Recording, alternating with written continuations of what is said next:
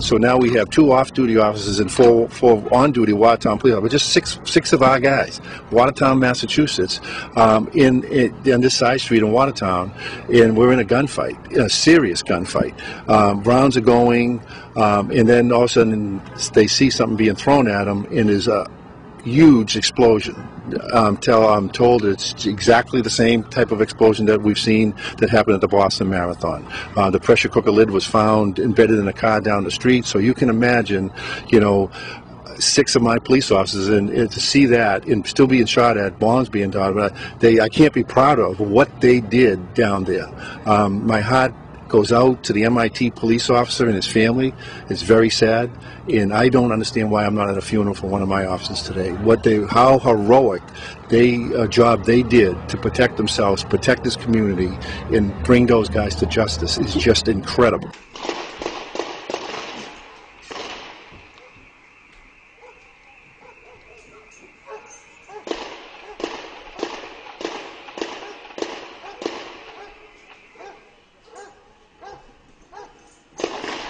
The brother that died on the scene there, he decided just to get even closer to our officers. So he engaged our officers even more. At the end, there was between 5 and 10 feet, on my understanding, is between one of our officers and him, shooting back and forth at each other. And then, thank God, the bad guy ran out of ammunition. We were able to tackle him, put him down on the ground, and 3 of my officers were starting to handcuff him. You can imagine, you know, there was 2 more bombs that went off.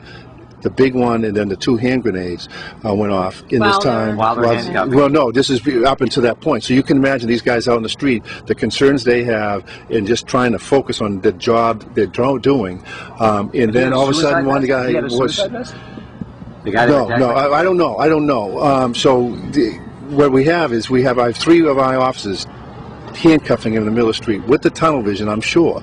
And all of a sudden, somebody else get out of the way, and they look up, and here comes the black SUV that's been hijacked right at them. They dove out of the way in the last second, and he ran over his brother, dragged him down the street, and then fled.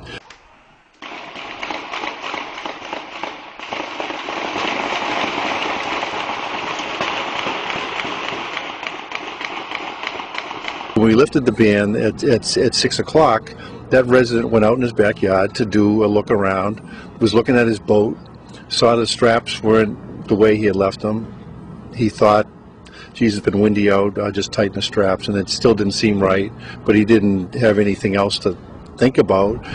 He looked at the boat, saw a little bit of blood, still didn't really know what he had, or think that, okay, the terrorist is maybe in my boat.